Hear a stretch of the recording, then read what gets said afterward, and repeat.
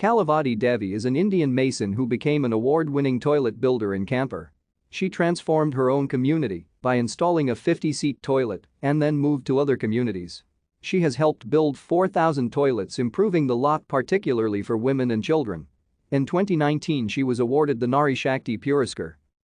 Devi was born in the 1960s and her background is in Siddipur. She came to Kanpur when she was 14 to marry Jairaj Singh, who was 18.